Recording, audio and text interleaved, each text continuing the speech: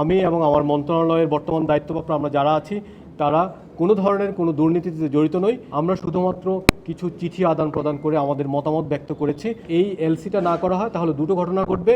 300 + 300 600 কোটি টাকার গচ্ছা যাবে।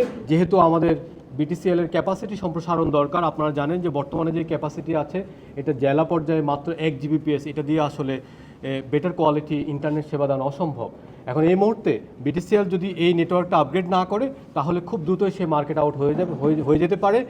এখন যেহেতু তার প্রতিদ্বন্দ্বীগুলো নেটওয়ার্ক আপগ্রেড করছে এবং বিটিসিএল বিভিন্ন ঝামেলার কারণে, যেগুলো সাবেক সরকারের আমলে দুর্নীতির অভিযোগ এবং বিভিন্ন কারণে এই কাজটা বন্ধ হয়ে আছে, সেজন্য বিটিসিএলের যে ফাইবার নেটওয়ার্ক আছে এটা এক্সপান্ড করা যাচ্ছে না। উপরন্তু আমরা বলেছি বিটিসিএলের মোট প্রজেক্টের মধ্যে দুটো বিষয় আছে, একটা হচ্ছে আইপি নেটওয়ার্ক আর একটা হচ্ছে ফাইবার ডিডব্লিউডিএম নেটওয়ার্ক। আইপি নেটওয়ার্কের কাজ 70 থেকে 80% অলরেডি হয়ে গেছে, কিন্তু সেই 300 কোটি টাকা আজকে কোনোই কাজে আসছে না, কারণ সেই নেটওয়ার্কের যে সার্ভারগুলো বসানো আছে সেই সার্ভারগুলো সংযোগ করার জন্য আমাদের ডিডব্লিউডিএম নেটওয়ার্কটা দরকার। তো সেই জন্য আমরা যুক্তি উপস্থাপন করেছি, যেহেতু টাকা চলে গেছে আমাদেরকে কাজটা করতে দেওয়া হোক।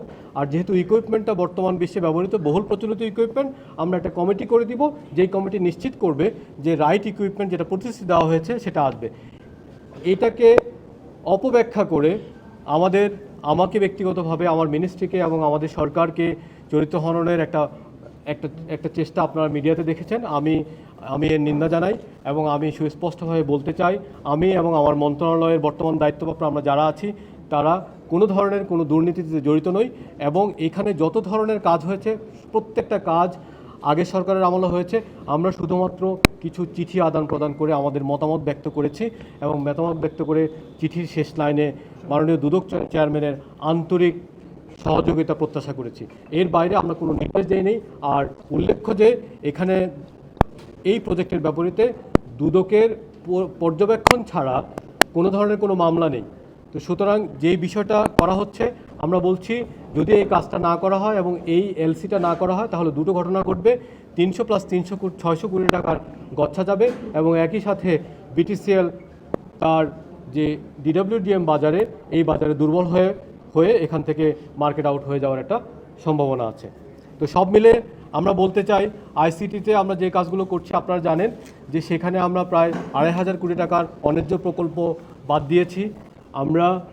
আপনারা খেয়াল করে থাকবেন, নতুন বাজেটে আমরা কোনো ধরনের আইসিটি থেকে কোনো নতুন প্রকল্প তুলি নাই।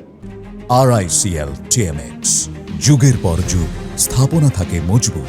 এই জন্য তুলে নাই, একনেক মিটিংয়ে এনএসির মিটিংয়ে আমি স্যারকে বলেছি যে স্যার, যেহেতু এখানে অনেক দুর্নীতি হয়েছে, 20টার মতো প্রজেক্ট আইসিটিতে আছে, 6টার মতো প্রজেক্ট পোস্ট এবং টেলিকমে আছে, আমি চাই এই প্রকল্পগুলোকে অপটিমাইজ করতে, অর্থাৎ এখানে একটা শৃঙ্খলা নিয়ে আসতে। এটা যখন শেষ হবে তখন আমরা নতুন প্রজেক্ট তুলব, সেটা দক্ষতা ট্রেনিং এবং দক্ষতা কেন্দ্রিক বিষয় হতে পারে।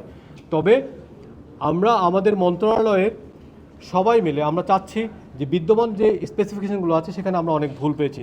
যেমন ডেটা সেন্টার আছে কিন্তু সেখানে সাইবার সিকিউরিটির কোনো এলিমেন্ট নাই, মনিটরিংয়ের কোনো এলিমেন্ট নাই, এনভায়রনমেন্ট কন্ট্রোল করার জন্য কোনো এলিমেন্ট নাই।